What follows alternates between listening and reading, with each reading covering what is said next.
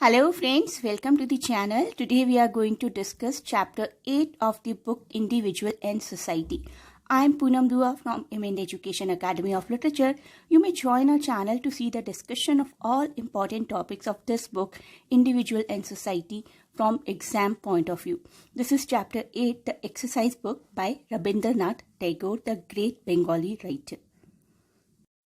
Please do not forget to share and subscribe the channel. As I told, you may join the membership of the channel too to get access to additional videos from Individual and Society book.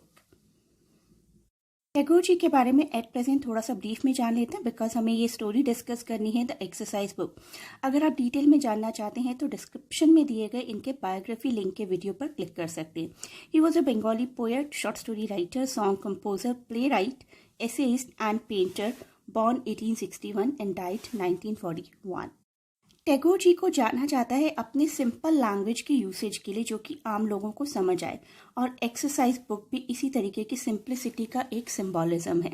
One of the if you can say less known but deeply influencing short story by him Rabindranath Tagore, जो कि एक बहुत ही eminent writer रहे हैं Indian literature के, जिन्होंने Nobel prize भी जीता है. And he centres this story centres around the life of a girl child in West Bengal, India before partition. तो ये स्टोरी एक गर्ल चाइल्ड के आसपास घूमती है, बंगाल में रहती है जो लड़की, और किस तरीके से उसकी स्टोरी प्रोग्रेस करती है थ्रू हर एक्सरसाइज बुक, ये हम इस स्टोरी में जानेंगे. The whole story is told from the point of view of a little girl, Uma. She was pushed into child marriage, she was denied education, she was denied any kind of self-expression. अपने आप को अभिव्यक्त नहीं कर सकती थी, वो उसका कोई राइट नहीं था. So basically this story highlights the emotions, thoughts, feelings and pains of a child. किस तरीके से सोसाइटी एक बच्चे के इमोशंस को, एक बच्चे की थॉट्स को, एक बच्चे की फीलिंग्स को हर्ट करके उसको पेन देती है because of the shackles of social prejudices. किस तरीके से हमारी सोसाइटी रूढ़िवादिता में जकड़ी हुई है और उन्हीं रूढ़िवादी विचारों को किसी बच्चे पर अप्लाई करना चाहते हैं.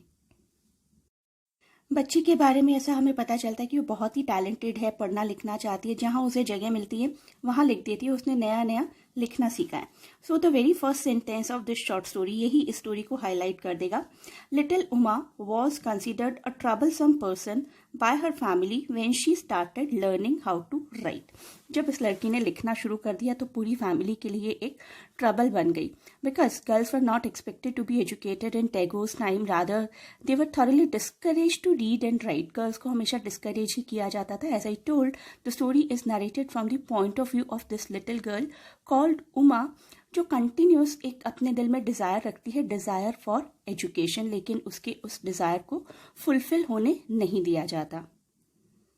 तो हमारी इस प्यारी सी बच्ची ने जब लिखना सीखा, she use to scribble on every wall of the house.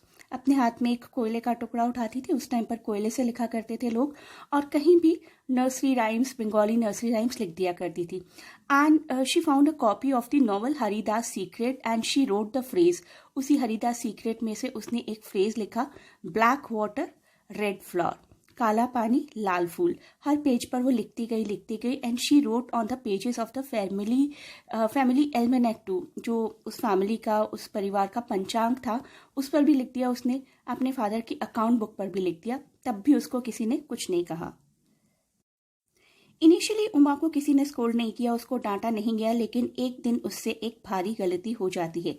क्या गलती? उसने अपने भाई गोविंद लाल के निबंधों पर, एसेस पर लिखने की गलती की. गोविंद लाल जो कि अखबारों के लिए लिखा करते थे. हालांकि हमें स्टोरी के थ्रू बता दिया जाता है कि वो गहरी सोच के काबिल नहीं थे, डीप थॉट नहीं रखते थे, एक राइटर बनने का टैलेंट नहीं रखते थे, ना ही उन्होंने कुछ खास अपने थॉट्स का इस्तेमाल किया, लेकिन उन्होंने फ्रीक्वेंटली लिखा और उनकी रचनाओं को, उनके आर्टिकल्स को फ्रीक्वेंटली पब्लिश भी किया जाता था. उनके ब्रदर का नाम था गोविंद लाल.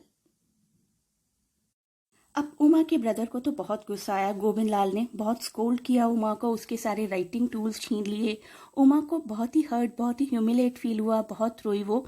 और उसके बाद गोविंद लाल जी ने खुद भी फील किया कि शायद कुछ ज़्यादा ही डांट दिया. She received much more than she deserved.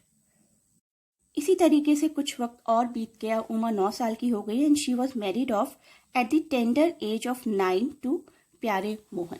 9 साल की एक छोटी सी उम्र में ही उसकी शादी कर दी गई। Pyare Mohan was a friend and literary associate of our brother. Govind Lal का ही एक दोस्त था। चाइल्ड मैरिज बड़ी ही प्रोमिनेंट हुआ करती थी, बड़ा ही प्रोमिनेंट सोशल इविल, सामाजिक बुराई हुआ करती थी उस टाइम पर। The parting advice that Uma received from her mother, विदाई होती है ना जब बच्चियों की, तो उनको उनकी मदर कुछ एडवाइस दिया करती है। मदर और ब्रदर दोनों ने एडवाइस दी to refrain from reading and writing. Reading and writing से अपने आप को बेटा बचा कर रखना, ये एडवाइस उसको मिली।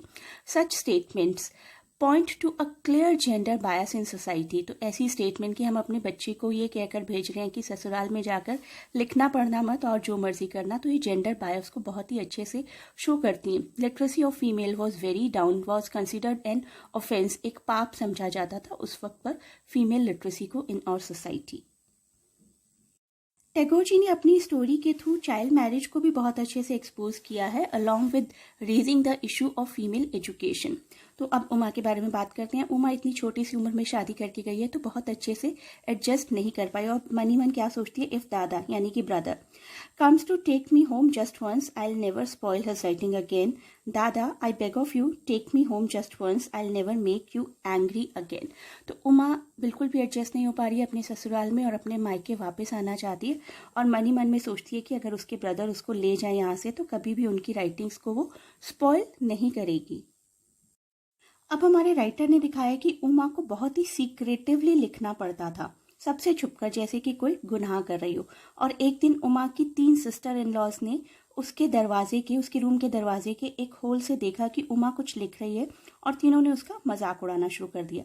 लिखना पढ़ना क्या इतना बड़ा गुनाह है? इसको एक लाइन के थ्रू, एक बहुत ही अच्छे फ्रेज के थ्रू राइटर ने बताया है। The goddess of learning Saraswati had never made even so secret a visit to the women's quarter of their house. Goddess of learning जो खुद सरस्वती हैं, जो खुद एक फीमेल हैं, उन्होंने भी कभी इतना सीक्रेट विजिट कहीं पर नहीं किया होगा जितना कि इस हाउस की वुमेन्स क्वार्टर को उन्हें करना पड़ता है। अब इस घर में बहुत अच्छी 3 रिपोर्टर्स थी, उमा की सिस्टर इन लॉज, और उमा के हस्बैंड को डेली उमा के किए गए सो कॉल्ड मिसडीड की, पाप की खबरें मिलने लगी। प्यारे मोहन बहुत ही typical male chauvinist kind of husband था, very disturb to know what had happened. उसको बिल्कुल अच्छा नहीं लगता था मेरी वाइफ कुछ पढ़ना लिखना सीख रही है या जानती है। ही believe in the view point that education was solely the right of the male gender, and after the scolding and mockery she received from her husband, Uma did not write in her exercise book for a long time. तो उमा के husband का मानना था कि soul right है सिर्फ mails का लिखना पढ़ना, उमा कैसे लिख सकती है, उसको डांटा जाता था, उसका मजाक उड़ाया जाता था। बहुत वक्त तक, बहुत दिनों तक उमा ने अपनी एक्सरसाइज बुक को हाथ भी नहीं लगाया। लिखना पढ़ना उमा का पैशन था, कैसे दूर रहती वो अपने पैशन से। उमा ने एक दिन एक बेगर सिंगर को घर के आसपास गाते हुए सुना और अपने रूम में बुला लिया। उस गाने के बोल उमा को बहुत पसंद आए। तो Uma call the beggar singer to her room secretively. She wrote down the words of the song in her exercise book. और उसकी सिस्टर इन लॉ, जो कि बहुत ही अच्छे से रिपोर्टिंग करती हैं, उन्होंने फिर से डोर के क्रैक के थ्रू ऑब्जर्व किया कि उमा क्या कर रही है। और उमा ने बहुत रिक्वेस्ट की उन तीनों से कि प्लीज मेरे हस्बैंड को मत बताना, but the husband was informed about it. उसकी तीनों सिस्टर इन लॉज कंटिन्यूसली हंसती रही एंड प्यारे Mohan snatch the exercise book from her and humiliated the little girl. प्यारे मोहन ने उसकी किताब खींची, उसको बहुत ज्यादा मॉक किया, ह्यूमिलेट किया, डांटा, and all the 3 sisters continuously laughed.